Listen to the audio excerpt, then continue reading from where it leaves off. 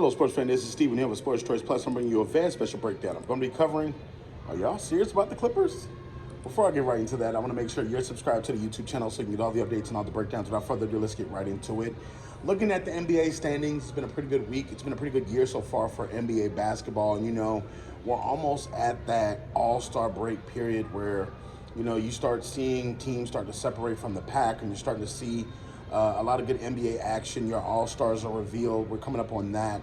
And you're looking at some of the teams that potentially could be around when it comes time for playoff time. A lot of buzz has been coming out of LA. No, not for the Lakers, but for the LA Clippers. With the record being 26-14 right now, just 3 games back of the Timberwolves for the #1 spot in the West. You're looking at a lot of people saying, the Clippers could do this. And a lot of times they say, go for a championship. They talk about going in battling. Now, above them, you do have the Denver Nuggets, you do have the Oklahoma City Thunder, and also the Minnesota Timberwolves as well. But I want to dive a little bit deeper into the team that is the LA Clippers. When you're looking from the standings, it looks like, okay, they're in 4th place. But you have to keep in mind, this team is top heavy. This team is top heavy. The bench is not really a great bench, but you got to keep in mind, you do have Russell Westbrook, coming off the bench, and he's 35 years old. And you got to think he's going to give you what he's going to give you off the bench.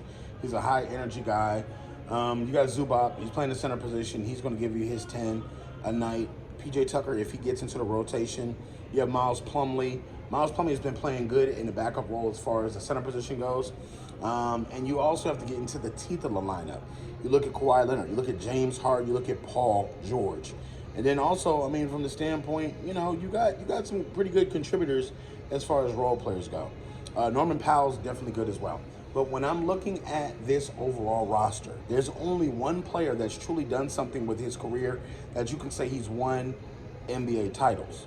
When you look at one Kawhi Leonard, when he played with the Spurs, he had success, and he wasn't the figure that everyone was focused on. He was a guy that played 3-and-D, and he guarded LeBron, guarded some of the best players on the other team, but you look at it, he wasn't the focal point. Look at what he did in Toronto. He was a figure that everybody focused on in Toronto. So he had success. He's proven himself that he could be an MVP type player. But when you get to Paul George, when you get to James Harden, when you get to Russell Westbrook, during the regular season, they've all had pretty good seasons where they've gone to have great individual success. Some have won MVPs. But you think about what has this team done outside of Kawhi. If you look at them, they don't have a lot of championship experience. They don't have a lot of experience of actually being great when it's time, like the money time, the last 2 minutes of closing out series.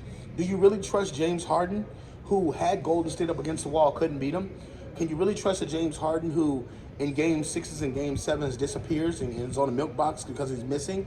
Can you really trust a James Harden that doesn't hit shots down the stretch in the 4th quarter in playoff games? Can you trust Russell Westbrook to hit shots when it matters? Can he be on the floor in the 4th quarter when it's game time? Can he close out when it's pressure-packed NBA playoff time? Paul George. Paul George has played a lot of basketball. He's played a lot of good basketball regular season, but when it comes time, can playoff P close the deal? I'm going to have to take a hard stance on this. When I'm thinking about this, I don't think the Clippers are a team that's going to be challenging for the NBA title. It looks good during the regular season. It looks good when you have, multiple games. You win off back-to-backs. You guys take turns going for 20 a night. It looks good, but your discipline's not there. From the standpoint, I don't believe this team can go head-to-head with the best in the West and consistently in a 4-game series win. I don't think they're better than Denver. I don't think that they're better than OKC, and I definitely don't think they're better than Minnesota Timberwolves. I think that they have a collection of vets that have played NBA basketball. They've seen their great times. They've all had shares of great careers, and they've done great things in the league. But when it comes down to it, there's one basketball on that court.